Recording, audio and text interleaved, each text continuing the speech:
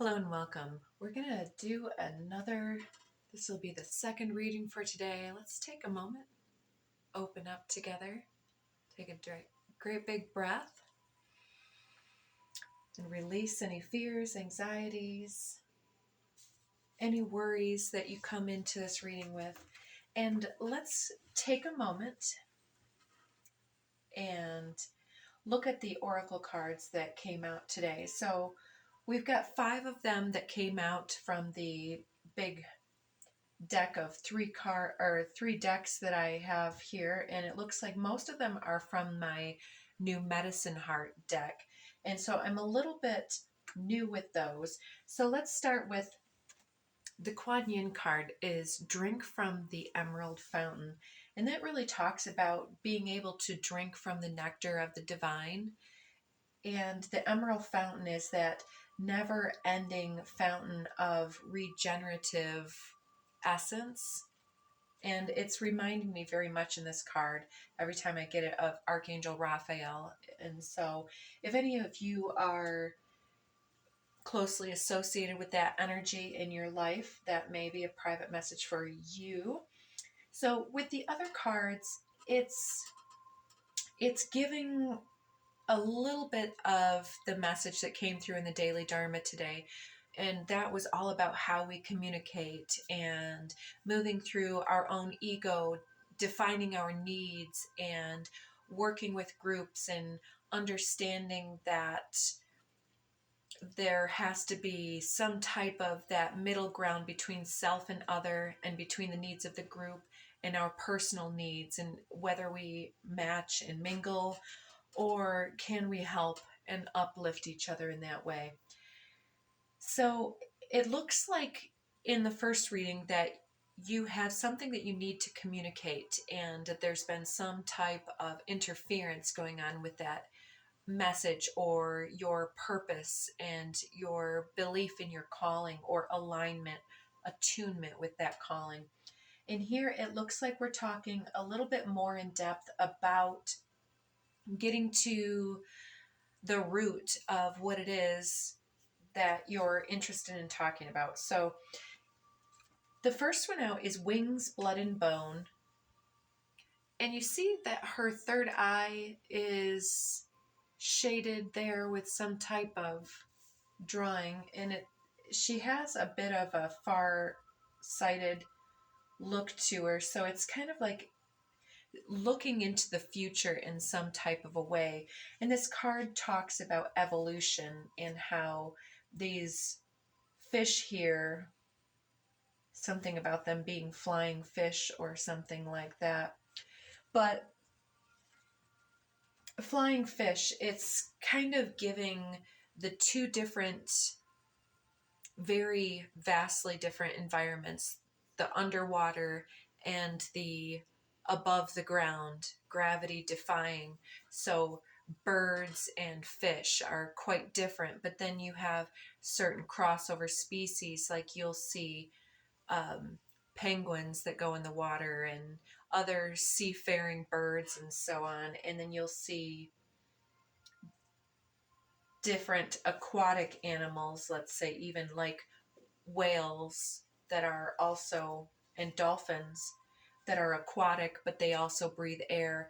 So I think that the reason that this is coming in is talking about your particular ability to be in different types of situations and to still thrive, to be able to see the thread of all of your skills and how they could be flexible enough to adapt and express and to assist in various different types of situations as they're demanded.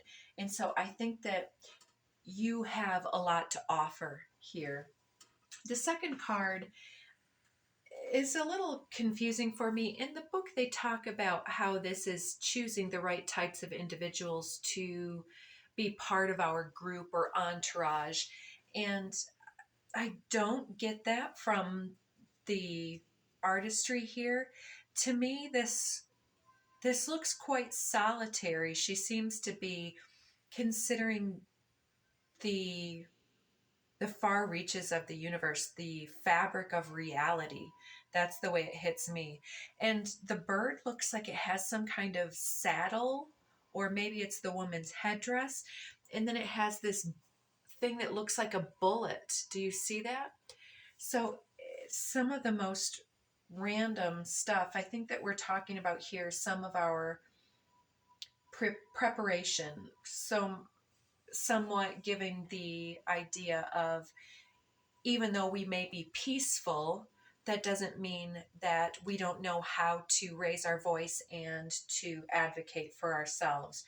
Or even though we advocate for ourselves, it doesn't mean that we don't know how to uplift and give others the spotlight, type of a thing. And so with that, I guess that could be seen to be how we choose other individuals in our lives, those that do or don't fit in with the moment, because we're talking about your flexibility, and maybe you're looking for other individuals that's like, when I'm having a low energy day, then this individual would come into that group dynamic and be able to fill in the low spots, and vice versa, type of a thing. So I can kind of see that, the flexibility. And in the coming phase, we're talking quite a bit today about the upcoming full moon in Gemini. And so Gemini and its opposite, where the sun is at in Sagittarius, are the immutable signs, along with Virgo and Pisces. And we do have Saturn and Neptune over in Pisces. We've got Jupiter and the moon in Gemini. We've got Mercury and the sun in Sagittarius. So that right there is 6 of the main players in the cosmos, if you will. Leaving out, we've got Uranus in Earth, and we've got Mars in Fire coming up. It's, I do believe, still in the sign of, yes, it's very early Leo right now. Yeah, so, and then we've got Venus with Ceres and Pluto in a very tight group in early Aquarius, which is another air sign. So we don't have a lot of the other elementals, just a couple placements each, but then the majority of everything being in the mutable signs. So it does talk about our ability to move and reorient and assess and respond, and to be able to be flexible and to work on our feet. It's giving me, in martial arts, different disciplines, stay on their toes, like in Taekwondo, which is my background. You stay on your toes so that your so that your responsiveness is elevated. Your ability to push off is greater when you're on your toes than it is if you're standing on your flat feet. It kind of skips a step. And so there's something here about that, and the way that things work together and evolve and grow and either come together or come apart. And within this situation here, we get number 10 with this beautiful peacock feather, and it's chalk. So you see how on the other one, here, this first card, she's got quite a white face standing out to me now too, because of the more skin toned around the eyes, and the different color on her forehead. It's giving something different in the moment. I don't know why I'm going on that tangent, but the peacock feather, it talks about our own individual nature and our own unique qualities, and our beauty within ourselves for being who we are uniquely, being colorful. But it's also protective. It's very revered in various cultures for being godlike and being some type of divine channel. And this chalk card in general talks quite a bit about an initiation process, one that is possibly having to do with white light energy. And not that we want to get too far into the duality aspects of things, but the white energy is many times associated with purity and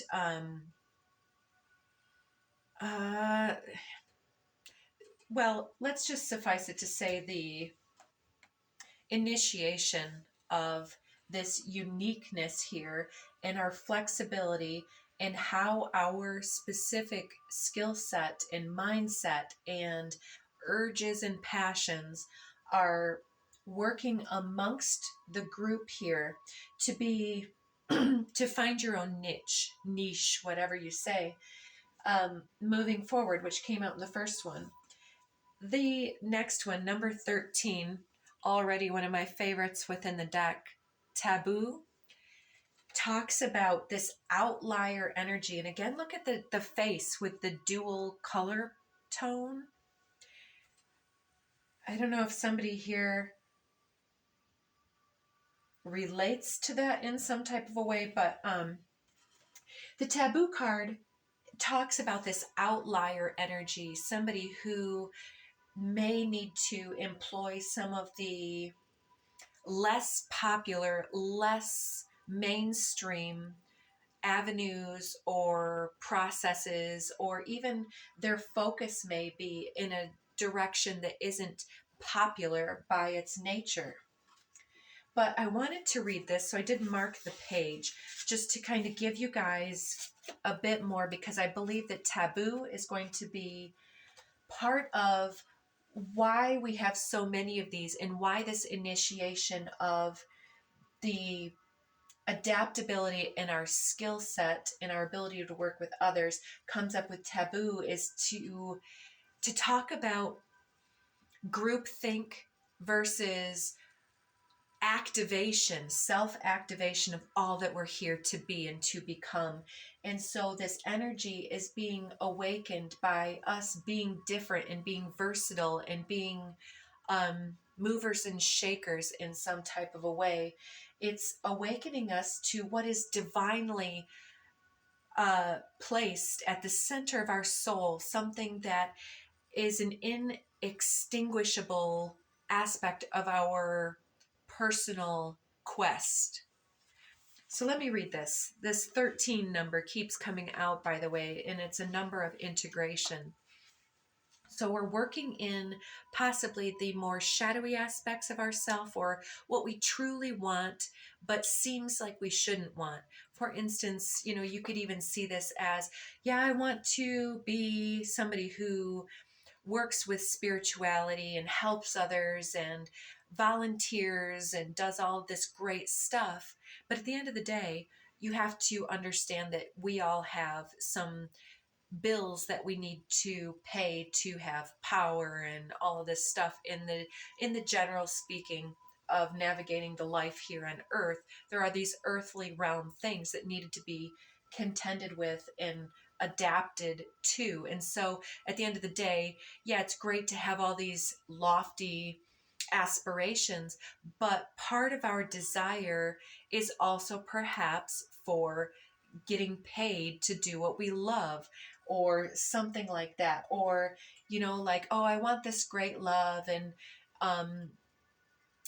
personality is the main thing, and also my ability to maybe work together with this other individual, to be adaptable and to initiate together maybe, and to honor this outlier energy. But at the same time, it's important to have that partner be somebody that you are magnetically, alchemically cohesive and attracted to, in order to create the gravity that holds things together. And so it's like we have to kind of look at both sides of some coin in this way. So your authenticity may require that you purposefully disengage from societal convention in some matter here, and from the various belief systems of the mass consciousness or group think in some way. Create space between you and that which would constrain rather than inspire and motivate you and your soul to realize and express its full truth. Spiritual maturity drives the soul to liberate itself from socially mandated moralities in order to seek and live by heartfelt integrity. Only a soul willing to journey beyond the societal pressure to conform becomes able to experience the sacred and to understand the spiritual laws that govern its preservation. Beautiful. Such a soul can then nourish society with its wisdom, something that cannot occur if the soul is hampered by fearful compulsion to adhere to imposed belief systems. There's a great source of spiritual power available to humanity. Access to such potency requires willingness to abandon the herd mentality, trust the heart, and to live in true alignment with deeper values of your soul and with the spiritual laws of the universe. Do not allow fear to confuse or to distract you from your soul path. So I think that that is just gorgeous energy. So there's some type of belief that we, like the word should in general, like, oh, I should go out and do all this work today, but I'm really fighting a cold and I feel like I really just need a nap. Then you need to understand that that's the need for a nap. Or, let's say you have a college education and you're skilled enough to be like a lawyer, doctor, somebody who's high earning, whatever it might be, or that you are divinely given birthright to your parents' enterprise, some high dollar position, but that's not where your heart lies.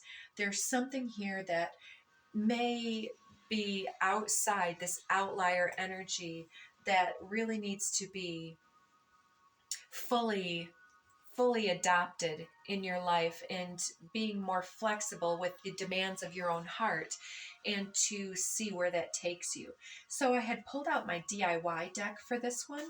I'm not sure it's the right deck now that I have it in my hands, but let's see if there are a couple cards that want to come out, and then we'll see where we go from there. So this initiation. Okay. So I'm seeing scared of commitment. So you may be intimidated by the gravity of doing something like, let's say, quitting your day job or quitting your family legacy that's guaranteed to pursue something that's unproven, that's only your own, something that perhaps doesn't exist because you were here to create it. And so do you have the adaptability to believe that you have the skill set and the pre-planning and the wherewithal to go full in to make something happen here?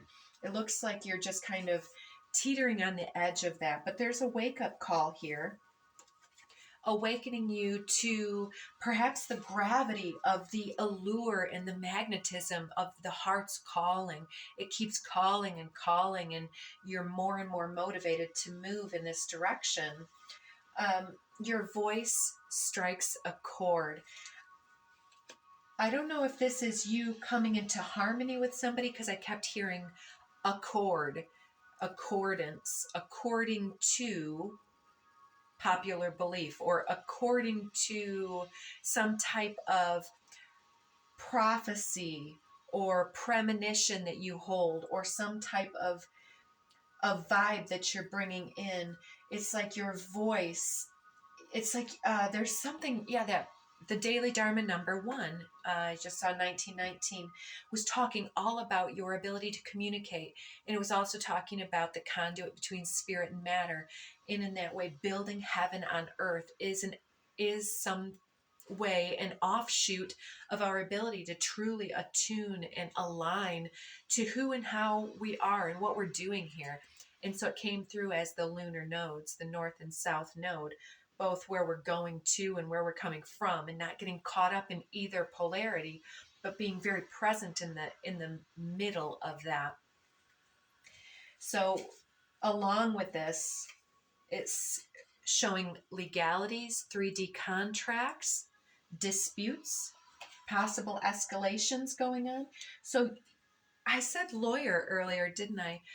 There may be some type of legality or um, business structuring that goes on here, or for others, it may be some type of contract writing as far as like people coming together, or we can talk about possibly divorce or marriage with legalities here. So take that as you will, estates, all of these things. But there's some type of a wake up call possibly here, if it is maybe an estate here, that's a wake up call that life is short. And I'm seeing this really weird movie, Everything Everywhere All at Once, I think is what it's called. It's like she was living some boring life, and then out of nowhere there's all this chaos going on, and it was like she was kind of living this dissatisfying life, and it was kind of because she had lost her spark along the way. She had things lined up previously but then took the other path, and everything started to kind of go a different direction. I don't want to go too much into that one because I don't have a good or bad feeling about that. I feel like it's something that's been ongoing for you, possibly. Goat, highly protected and favored by the divine. I think that this is whether, I mean, it could even be like being squeezed in a situation, whether it's by losing your job folding, or the maybe this the path that you've been on that you thought was secure is no longer secure, either with a mate or a job or so on, or the political climate, whatever it might be for your situation. And it feels like you're activated now to take a different stance. This awakening wake up call is your initiation to that you want to commit here, and to get in this sacred soul contract here to align your voice with your personal calling and purpose here, because you feel like this is part of your divine destiny. I'm seeing spin the silken thread divine under the deck over here.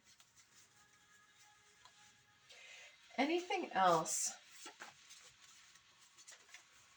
Yes, a divine wake-up call, some evolutionary change in your beingness brought about by circumstance to reclaim your power, and to unlock the life that was destined for you. And it's about being able to spin the thread of what's going on towards the outcome that you are looking for. Now we have 2222. This very much could have to do with other people, with your connections and your partnerships, and combined efforts, combined resources, and getting on board with the right people, right time. So I'm seeing Scorpio. So in Scorpio, we just moved out of Scorpio territory, but I did notice that Juno is right in the middle of that sign. Juno is actually the wife of Zeus. And if you know any of the astrology, it's interesting. But they are at 14 and 15 degrees. Jupiter with the moon, a bit far apart, 10 degrees apart. Jupiter at 15 degrees retrograding in Gemini, mutable sign. And then deep waters of Scorpio, 14 degrees for Juno.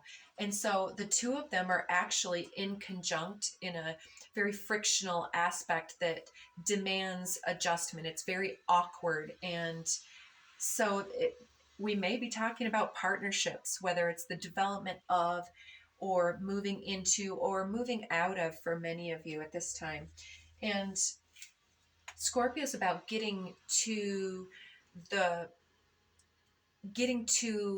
root of the emotional power, to investigate and unlock all that you are. And for some of you, this may be happening at the sensual level, where there's this passionate uprising that isn't being answered within your partnerships, and therefore this urge to express something differently, whether it's within yourself or with a different partner. I'm not sure how this really works for everybody, But I'm sensing that some people will be having breakup energy, but many of you, if you're in a good partnership already, this commitment energy may be talking about people being on different pages.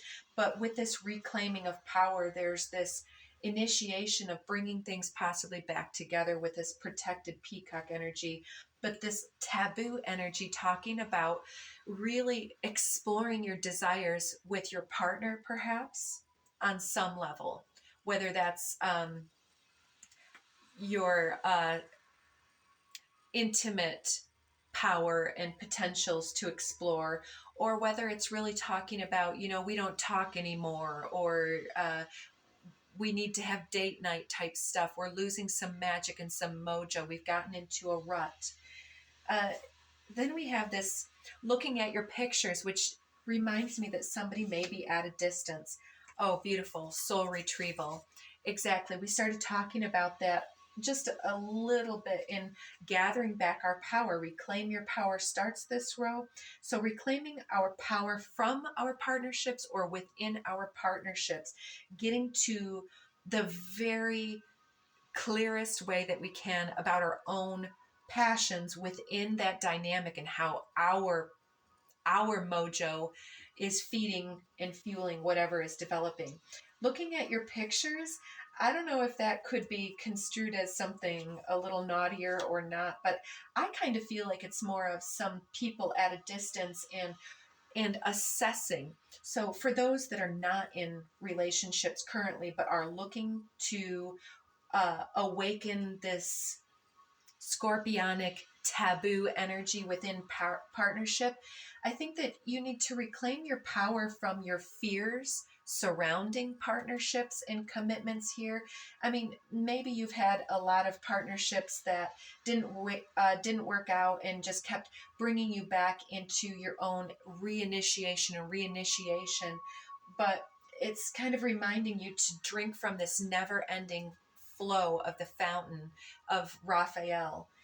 And so we have, I don't want to lose myself again. It is giving the relationship that was eclipsing, like Scorpio wants to just immerse and completely, what do I want to say? Enmeshment. And enmeshment, full enmeshment can be quite unhealthy. And so don't want to lose myself there is talking about how can we get what we desire and be flexible and all of those things without losing ourself, without losing our initiations and our power base and our spiritual practice and commitments. And yeah, there's this taboo next to this purity card as well. It's definitely interesting. You inspire somebody here. And then we've got 44, flow with positive mental attitude and manifestation.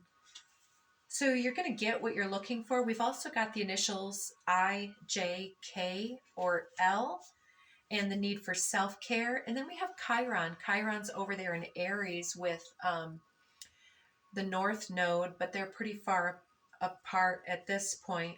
But Chiron talks about our wounded nature and moving beyond our fears, anxieties, misgivings, and the suffering and atrocities of the past that happen with relationships.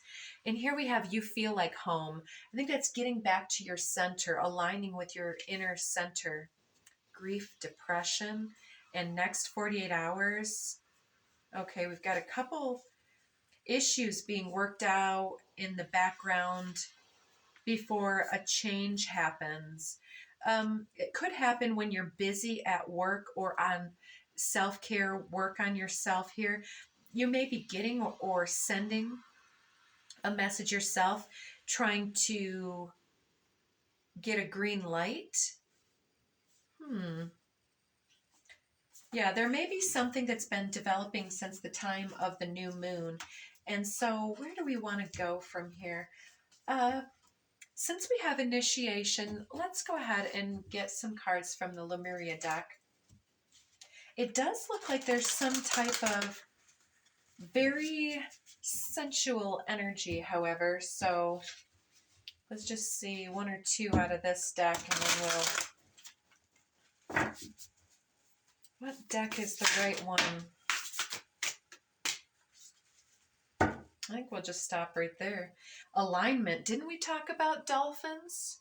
That's interesting. We've got the two dolphins here and a dragonfly in the middle. And we're looking at the chakra energies here from root to crown. And I'm seeing the Taurus energy. Taurus as in the toroidal flow of energy, the Merkaba field.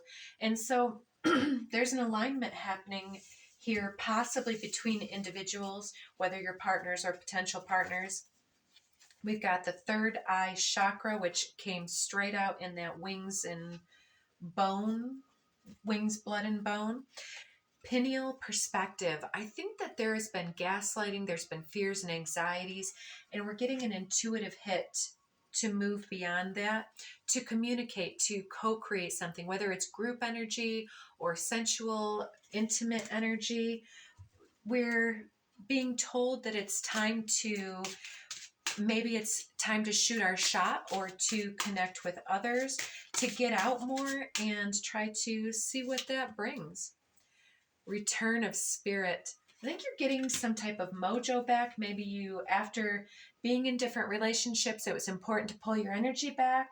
And now you're seeing what type of individuals, excuse me, you'd like to move forward with in the future. Now we have love with vibrational here.